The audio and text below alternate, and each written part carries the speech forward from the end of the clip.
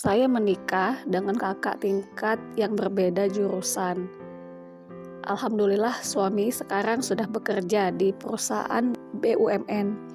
Namun memang sungguh disayangkan saya menikah di tengah semester 5, sehingga saya belum bisa bekerja. Awalnya saya dan suami bersepakat untuk melanjutkan kuliah setelah kami menikah. Namun pada kenyataannya 3 bulan setelah menikah saya hamil dan tidak melanjutkan kuliah. Ditambah lagi saya sekarang sudah melahirkan dan fokus merawat anak yang masih kecil. Keinginan untuk melanjutkan kuliah masih membara. Namun melihat kondisi anak yang masih ASI, ditambah lagi keuangan suami hanya cukup untuk membayar rumah dan kebutuhan makan, sehingga keinginan saya untuk melanjutkan kuliah masih tertunda. Hal yang tidak pernah saya sangka adalah saat berinteraksi dengan ipar dan ibu mertua, mereka memandang saya sebelah mata karena saya sendiri di keluarga besar mertua yang belum bekerja.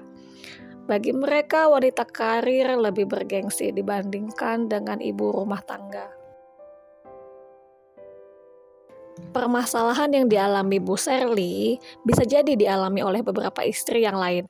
Perlu diluruskan beberapa hal. Pertama, istri tidak berkewajiban untuk bekerja. Lelaki adalah pemimpin bagi wanita, disebabkan kelebihan yang Allah berikan kepada sebagian manusia, lelaki di atas sebagian yang lain wanita, dan disebabkan mereka memberi nafkah dengan hartanya dalam surat An-Nisa ayat 34. Berdasarkan ayat di atas ada 2 sebab sehingga Allah jadikan lelaki memiliki kodrat memimpin rumah tangga. Pertama, kelebihan yang Allah berikan kepada lelaki. Kedua, lelaki menanggung nafkah untuk istri dan keluarganya.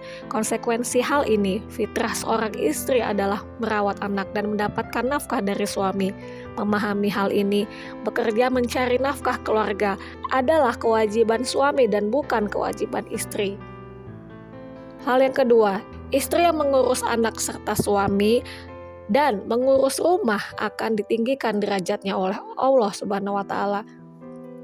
Istri yang mengandung lalu melahirkan anak akan memperoleh pahala yang sebesar ganjaran orang yang berpuasa dan berjihad di jalan Allah.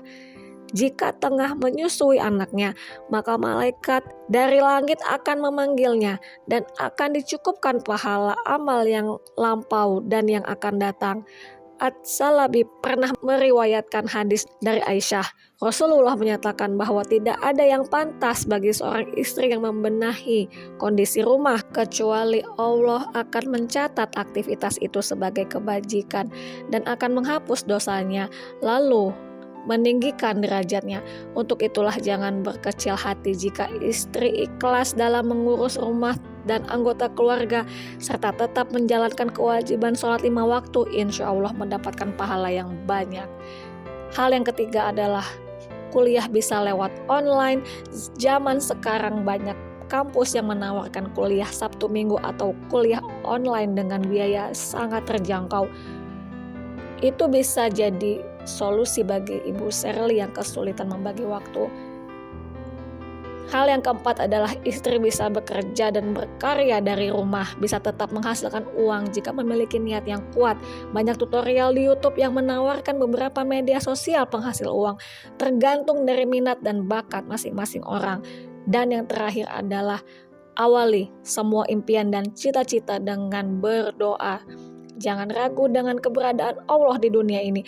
Yakinlah Allah akan memberikan cinta, kasih sayang, dan solusi pada hambanya yang berserah diri. Gunakan sholat malam agar doamu cepat dikabulkan. Wallahu a'lam.